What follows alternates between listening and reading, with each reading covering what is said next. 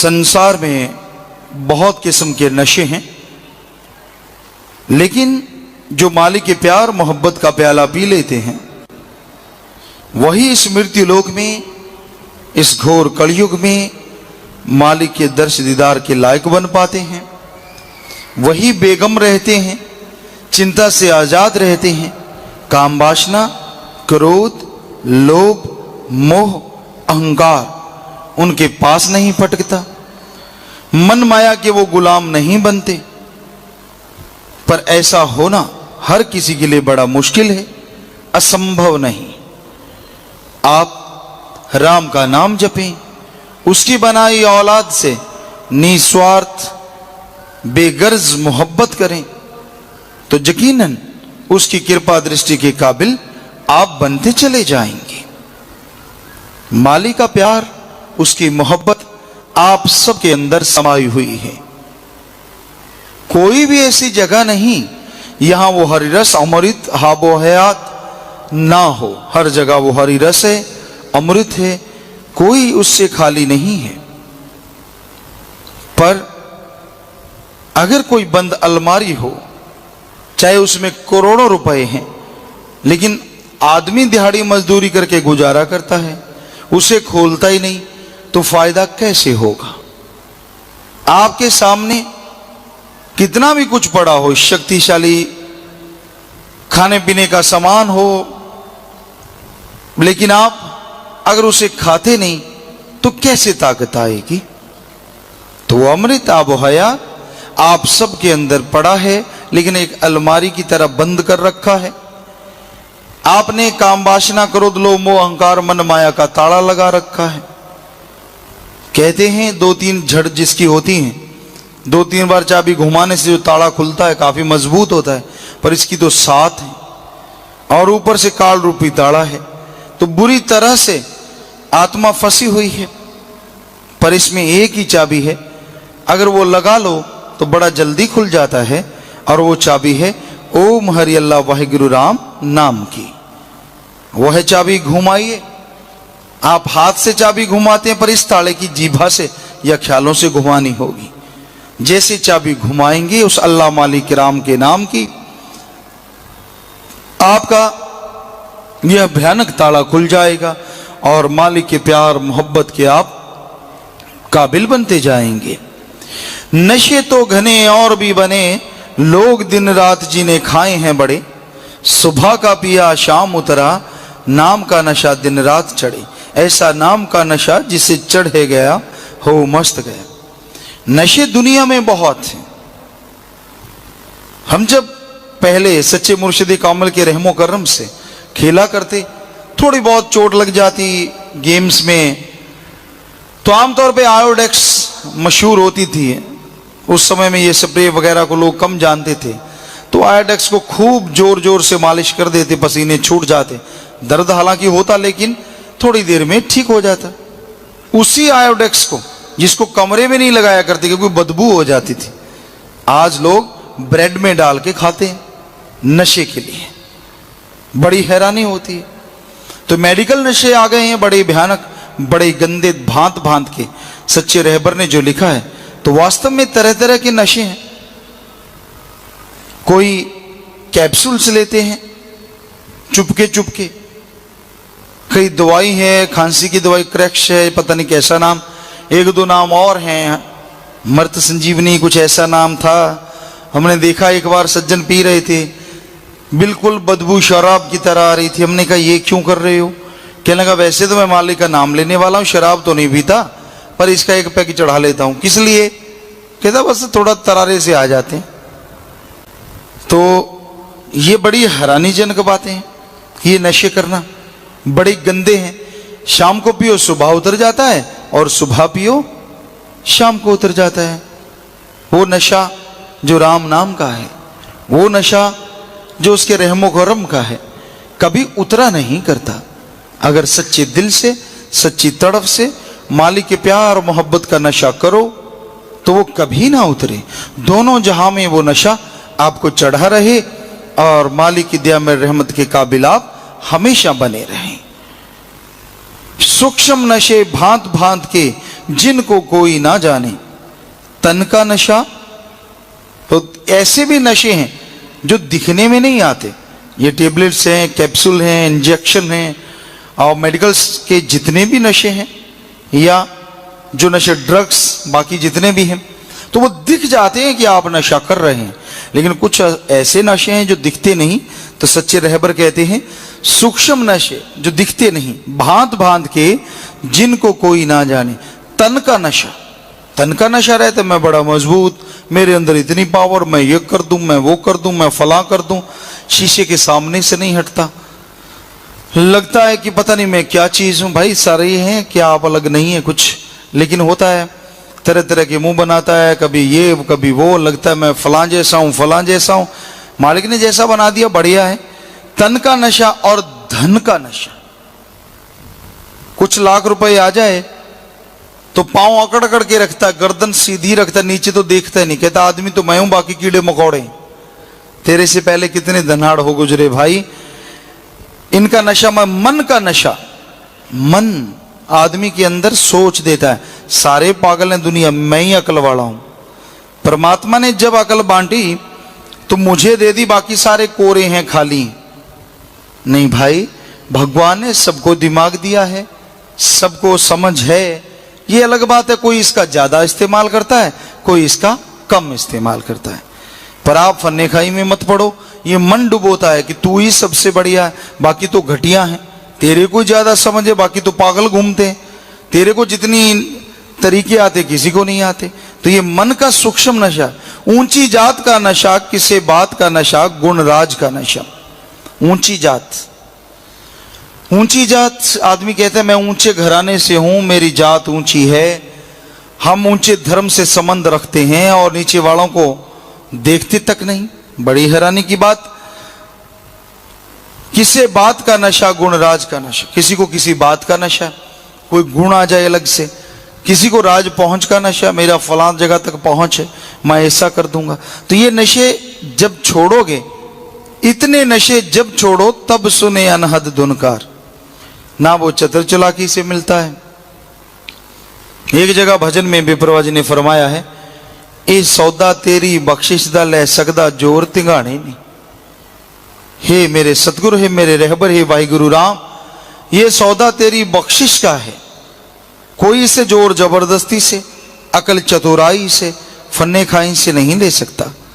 मालिक के प्यार मोहब्बत को लेना है तो दीनता धारण करनी होगी। तो इसकी बात, इस पे आपको एक छोटी सी बात सुनाते हैं। रविदास जी के समय की, पहले भी आपने कई बार सुनी होगी कि सौदा उसकी बख्शिश का है, कोई जोर से जबरदस्ती से नहीं ले सकता। तो रविदास जी बहुत ही पहुंचे हुए फकीर थे, महापुरुष थे, बड़ी चर्चा हुई उनकी, बहुत बड़ी उम्र थी उनकी। तो मालिक का नाम गाया करते थे, पर अपना किर्त कमाई नहीं छोड़ी। जूते वगैरह गांठना बनाना जो उनका पेशा था उसको बदला नहीं। बड़ी चर्चा हुई। तो राजपुताना में भीलवाड़ा झालरपाटन साइड में एक बादशाह हुआ है, महाराज पीपा। आज भी उसके वंशज मिलते हैं। हम जब सत्संग करने गए थे, लोग बता रहे थे। तो वो बादशाह, ऐसी मालिक की कृपा हुई कि उसके अंदर ये ख्याल आ गया कि मैंने तो भगवान को पाना है। अंदर कोई अच्छे संस्कार जाग गए, मालिक की रहमत हुई। तो उसके अंदर ऐसे संस्कार जागे कि मैंने भगवान को पाना है। अपने औहदे, वजीर, जितने भी औहदेदार थे, सिपा सलाहर थे, सबको कहा मुझे बताओ पूर्ण संत फकीर कौन है जो मुझे मालिक से मिला दे।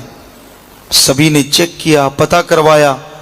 तो आके कहने लगे, हे महाराज, इस समय में एक ही संत हैं जो सबसे उत्तम और रूहानियत के पूरे गुरु हैं।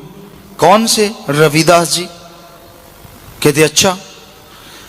अंदर तड़प तो थी, लेकिन महाराज पीपा बहुत बड़े घराने, राजपूताना घराने से थी। और रविदास जी आपको पता है जिसे दुनिया छोटी जात कहती है, उससे थे। अब जात का चक्कर अड़ गया। रूहानियत की तलब इतनी बढ़ती कि तलबगार को जब तलब लगती है तो शायद प्यासे को प्यास मिट जाती है, उसकी नहीं मिटती। तो बादशाह के साथ भी यही आलम था। दिन रात गुजरता गया और उसके अंदर तड़फ व्याकुलता में बदल गई। तो उसने एक आइडिया निकाला, अपने वजीर से पूछा, कोई एडवाइजर कह लीजिए। उन्होंने एडवाइस दी कि आप सुबह सवेरे चले जाइए, किसी को दिखेगा भी नहीं और आप अपना काम भी हो जाएगा। तो बादशाह सुबह 3 बजे वेशभूष बदल के थोड़ा सा तो वहां पहुंच गए। तो उस समय रविदास जी यहाँ जूते बनाया करते थे, कुठाड़ी जहां में चमड़ा भिगो के रखा करते थे। तो वहां से यूं पानी उठा के ऐसे मालिक की दुआ करके पी रहे थे। तो बादशाह को देखा, यूं दुआ कर रहे थे हाथ। तो बादशाह को देखा रविदास जी ने, बड़े खुश हुए, कहने लगे भाई बादशाह आया है। चलो उन्होंने हाथ रोक दिया वहीं और कहने लगे आओ बादशाह, कैसे आए आप? बहुत बड़ी बात है, आप हमारी कुटिया में पधारे हो, एक फकीर के पास पहुंचे हो। कहने लगा गुरु जी आप पहुंचे हुए गुरु हैं, संत हैं, मेरा भी उद्धार करो। कहते आप बादशाह फिर तू बैठ। तो उन्होंने वहीं जूते जहां डुबोते थे वहां से एक अंजुली भरी और जो वो रुकी हुई थी उसको बादशाह को लगे ले भाई इसे पी ले। बादशाह को घृणा हुई, क्यों अगर फन्ने खाई तो कहीं ना कहीं रह जाती है, क्या हो गया अगर तलब लग गई तो। मेरा कमाल है यार, पहले तो मैं बचता बचाता वैसे आया हूं कि मेरा धर्म भ्रष्ट ना हो जाए, ऊपर से गुरु ने तो हद कर दी, चमड़े वाले पानी को मुझे पिला रहा है। तो कहने लगा हाँ जी। उसने, क्योंकि उसे पता था संतों के वचन टाला नहीं करते, संतों की रजा में रहो तो बेअंत खुशियां हैं, पता नहीं कब खुशी में क्या वचन करते, और अगर फन्ने खाई दिखाओ तो पता नहीं क्या करते, क्योंकि उनसे मालिक कहलवा देता है उसके कर्मों का फल। तो इसलिए वो डर गया कि बादशाह को बोलूं तो क्या बोलूं, पर उसने अपने दोनों हाथ यूं किए और जो रविदास जी ने वो पानी दिया उसको अपनी आस्तीन में छुपा गए। ऐसे सीधा पानी ऐसे पीते पीते पिया कुछ भी नहीं, मुंह हिलाया, थोड़ा सा हिलाया, बस सारा पानी दोनों बाजू में। तो रविदास जी मुस्कुराए, आशीर्वाद दिया, वो चला गया। बादशाह कहता जान बची तो लाखों पाए, लौट के बुद्धू घर को आए। कहता जान बच गई, इज्जत बच गई, धर्म बच गया, वरना आज तो भ्रष्ट हो गए थे। घर पहुंच गया, देखा तो धब्बे लग गए कपड़ों पे। तो उसने धोबी को बुलाया, कहता इसे साफ कर देना जल्दी से जल्दी शाम तक। धोबी कहता जी सतवचन। धोबी चला गया। पुराने टाइम में ये इतने पाउडर या ऐसा कुछ नहीं होता था। धब्बे देखे धोबी ने तो पहले जमाने में क्या करते थे, उनको मुंह में पकड़ के चूस लेते थे, खींच लेते थे, शक करते थे ऐसे। तो उसने वैसे अपनी बेटी को कहा बेटा मुझे और भी काम है, तो ये बादशाह के कपड़े और किसी को मैं दे नहीं सकता, तो तू इसे इस तरह से कर ले, क्योंकि वो जानकार होते हैं उनकी औलाद भी। तो उस बेटी ने जैसे ही वो धब्बों वाला कपड़ा मुंह में डाला तो उसका तो 10वां द्वार खुल गया, अंदर नजारे दिखने लगे, तरक्की कर गई रूहानियत में, तो और लगी भक्ति करने, लगी लोगों को प्रचार करने राम नाम का कि रविदास जी गुरु हैं, महान हैं, और आप राम नाम जपा करो। लोग आने लगे दूर दराज से। अब बादशाह के पास चर्चा पहुंची कि हे बादशाह आपको कुछ नहीं मिला, लेकिन धोबी की एक लड़की है वो रूहानियत में काफी भक्ति कर रही। बादशाह कहते हैं यार पता नहीं भगवान की मेरे से क्या दुश्मनी है, मैं कब का ढूंढ रहा हूं और ये पता नहीं कहां से उठ खड़ी हुई, ये बैठी बैठी पता नहीं कहां से नजारे ले रही है, कमाल हो गई। चलो चलते हैं उसके घर, धोबी के घर जाना कोई गुनाह नहीं, सारी दुनिया जाती कपड़े देने लेने। तो कहता चलो चलते हैं। शाही धोबी था, उसके घर पहुंचा। जैसे घर पहुंचा तो उस बेटी ने देखा और वो लंबी लेट गई, चरणों को नमस्कार करने लगी। बादशाह कहता हट हट बेटा मेरे में ऐसा क्या है। कहते नहीं आप मेरे गुरु हैं। कहते मैं और गुरु, मेरे तो पास में कुछ भी नहीं बेटा। वो कहने लगे नहीं बादशाह आप मेरे गुरु हैं। कहने लगा कैसे। कहते उस दिन आपने जो कपड़े भेजे थे जहां इस जगह पे धब्बे लगे हुए थे, बादशाह को वो मंजर सामने आ गया। कहता फिर। कहती वो हम जो तरीका अपनाते हैं मुंह से ऐसे चूसते हैं उसको, तो जैसे मैंने उसको चूसा तो मेरा तो सारा कपाट खुल गया, मुझे तो खंडों ब्रह्मंडों के नजारे मिलने लगे, बड़ी लज्जत मिलने लगी, बड़ा नशा मिलने लगा, बड़ी खुशियां आने लगी। और उस दिन के बाद पता ही नहीं चला मुझे इतनी मस्ती है, इतना नशा है, कहने सुनने से परे। बादशाह ने मारा माथे पे हाथ। कहता हो पता नहीं फकीर ने उस दिन क्या बख्शा था। तो बादशाह को अब शर्म हया सर ही उड़ा दी। कोई परवाह नहीं दुनिया की, क्या कोई क्या बोलेगा। दिन दिहाड़े रविदास जी के पास जा पहुंचे सुबह के समय। कहने लगे हे लंबे लेट गए, गिर गए, क्योंकि अहंकार चला गया, जो थोड़ा बहुत कहीं फंसा हुआ था वो निकल गया। तो लंबा लेट गया, हे गुरुजी मुझे माफ करो। रविदास जी हंसने लगे, कहते बादशाह हे राजन, तू क्या समझता है फकीर बुद्धू होते हैं और आप ज्यादा अकल वाले। अरे जिस दिन तूने अपनी आस्तीन में वो डाला था मैं उसी टाइम समझ गया था तुझे घिरना है इन बातों से। हालांकि मैंने तुझे आया देख के तेरे पे तरस किया था, पता तो था कि तेरे में ये बुराइयां हैं, पर जब तू चल के ही आ गया मेरे पास, दीनता नम्रता सच्चाई तेरे में कोई गुण नहीं था, सारे गुलछरले उड़ाता है तू, उड़ाता रहा है। लेकिन जब कोई फकीरों की दरगाह में चल के आ जाए उस दरगाह में तो फिर वो बख्श देते हैं, अगर आदमी आगे से मानने लग जाए। तो ये बात सुनी, राजा बड़ा शर्मिंदा हुआ। तो रविदास जी कहने लगे ए सुन, उस दिन मैं सीधा वो हरी रस अमृत आबो हयात पी रहा था। मैंने सोचा बादशाह क्या याद रखेगा, चाहे कितना गुनाहगार है, क्यों ना आज इसको भी घूंट पिला दी जाए। तो मैंने तो वो मालिक से आने वाला अमृत हरी रस तुझे पिलाया था, पर हे मूर्ख तूने उसे आगे बांट दिया, तू खाली रह गया। तो रोने लगा जार जार बादशाह, अकल आ गई, वाकई बुरा किया मैंने। कहने लगा अब बख्शो। कहते बह पानी मुल्तान गया, कहावत है। कहते अब तो गई बात। तो बादशाह बहुत रोने लगा, तड़फने लगा। फकीर फिर भी दयालु होते। कहने लगे ठीक है, बादशाह निगाह मारी कि बादशाह का हृदय पाक हो गया। कहने लगे ये ले गुरु मंत्र, अब इसका जाप करना, अब इसके द्वारा पीना। वो बात गई। तो बादशाह ने कहा भाई ठीक है, गुरु की रजा। उसके बाद उस बादशाह ने सुमरन किया, भक्ति इबादत की, और वाकई उसने वो हरी रस को फिर से चख लिया और मालिक की दया में रहमत के काबिल बन गया। तो उसका नाम भक्तों में लिया जाता है कि वो राजा महाराजा था। एक बीरसेन हुए, एक महाराज पीपा, जो कि राजा होते हुए भी भक्त बन गए। तो वो कभी रविदास जी के पास आया, कहने लगा राजपाट जो कुछ भी है सब तेरा, मैं तो भक्ति करूंगा। रविदास कहने लगे हे राजन, हमारी फकीरों की कम सुनते हैं लोग, तू राजा है, तू राम नाम का प्रचार कर, तेरी लोग ज्यादा सुनेंगे और भगवान तेरा तेरे औलादों का भला करेगा।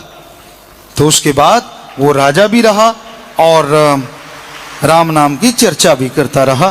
तो उसकी वाणी भी पवित्र गुरुवाणी, गुरु सहवानों की जो है उसमें दर्ज है, जो ब्रह्मंडे सो पिंडे जो खोजे सो पावे।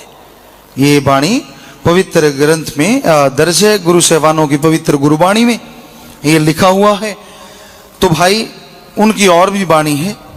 तो अमर हो गए वो जो सच्चे गुरु की सोहबत करते हैं, अमल करते हैं, गुरु किसी का पर्दा नहीं उठाते, ना किसी से बैर कमाते हैं। उनके लिए तो जो उनसे बैर कमाते उनके लिए भी दिल से दुआ निकलती है, मालिक सद्बुद्धि दे, नेक अकल दे, नेक ख्याल दे। मजाजी शराब के मटके हजार, प्रेम की घूंट बराबर नहीं, कहें शाह सतनाम जी प्रेम के जाम के कुछ भी समझो बराबर नहीं। तो मालिक के प्यार मोहब्बत के बराबर कुछ भी नहीं। उसकी एक घूंट और दुनियावी शराब के लाखों मटके भरे हों तो भी यानी मुकाबला किया ही नहीं जा सकता, चाहे कितनी भी शराब पड़ी हो। तो ऐसा है मालिक के प्यार मोहब्बत का नशा, एक बार चढ़ जाए तो दोनों जहां में नशा चढ़ा रहता है। तो भाई राम नाम जपा करो, दीनता नम्रता धारण करो। संतों को ना कभी किसी से बैर विरोध होता है। वो अगर आपको क्रोध में या कुछ सख्त अल्फाज भी कह देते हैं तो उसमें भी आपका भला होता है। हो सकता है आपके ऊपर कोई कर्मों का बोझ पड़ने वाला हो, जो वो सख्त अल्फाज बोल के आपसे मनवा लेते हैं और आपके कर्मों का बोझ चला जाता है। कबीर जी ने लिखा है संतों का क्रोध भी दाती है। कई सोचते क्या संतों को क्रोध चोर तंग करता है? नहीं, संतों को कोई काम वासना क्रोध लोभ मोह अहंकार मन माया फटकते नहीं। वो तो पांव तले रोनते रहते राम नाम के द्वारा, उनके नजदीक नहीं फटकते। लेकिन उनका जो क्रोध होता है वो रूहानी क्रोध होता है। आप किसी भी धर्म को पढ़ लीजिए, उसमें सख्त अल्फाज लिखे हुए आपको जरूर मिल जाएंगे। जैसे गुरु सहवानों की पवित्र गुरुवाणी में आता है, जो राम नाम नहीं जपता वो कुत्ते की तरह भौंकता है, खाता है तो गंदगी खाता है सूअर की तरह। अब बताइए, इतने सख्त अल्फाज हैं कि जो राम नाम नहीं जपता कौए की तरह कां कां करता रहता है, सांप की तरह विष घोलता रहता है।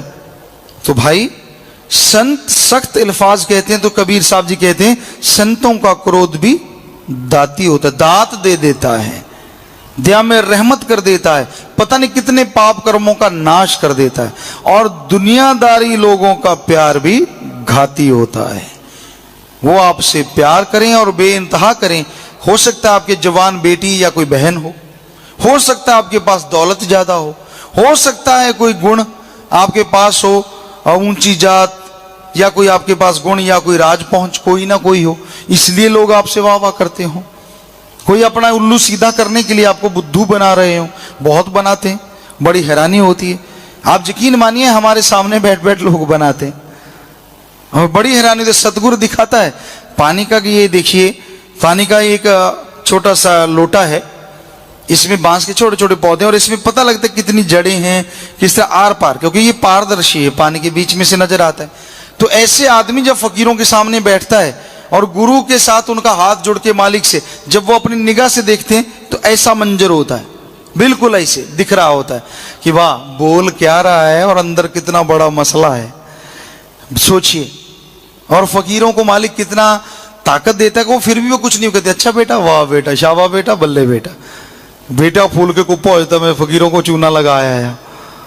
ये नहीं पता बेटा ऐसे औंधे मुंह गिरेगा कि चारों खाने चित्त नजर आएगा, क्योंकि फकीरों ने क्या लेना है, तेरे कर्म तेरे पे बोझ बन रहे हैं। तो ऐसे ऐसे भी महानुभावों को हमने देखा हमारे सामने बैठे हुए जो बुद्धू बना रहे होते हैं अपने आप को। फकीरों को बुद्धू क्या बनाएगा, उनसे क्या ज्यादा है, वो कौन सा राज करना है उन्होंने तो राम नाम जपना है, मालिक का नाम जपना है और लोगों को जपाना है, और उनका कोई उद्देश्य नहीं होता जिंदगी का। तो भाई आप कम से कम एक क्षेत्र, पंजाबी जी कहावत है एक घर तो डैन भी छड़ देंदी है। जो सत्संग जाओ किसी फकीर पूरे पहुंचे हुए फकीर के सामने बैठो, कम से कम तब डरा करो, झूठ बोलने से, छल कपट चलने से नहीं डरोगे तो पल पल भरोगे। आपके कर्म आपके बोझ बन के आपको डराते रहेंगे और आप दुखी होते रहोगे। तो संतों का काम समझाना है, इस बात को भी कोई बुरा ना मान लेना भाई, तो कलयुग ही ऐसा है, क्या पता कौन सी बात को पकड़ लो। आपका मन जाली में अपनी बेइज्जती नहीं होने देता, ईगो अहंकार है इतना है लोगों में। तो इसलिए आपसे गुजारिश, संत जो बात कहते हो उसको ध्यान से सुनो और फिर अपने अंदर निगाह मारो, क्या मेरे अंदर ये कमियां हैं, आपको लगे कमियां दूर कर डालो तो मालिक के प्यारे अजीज आप जरूर बन जाएंगे।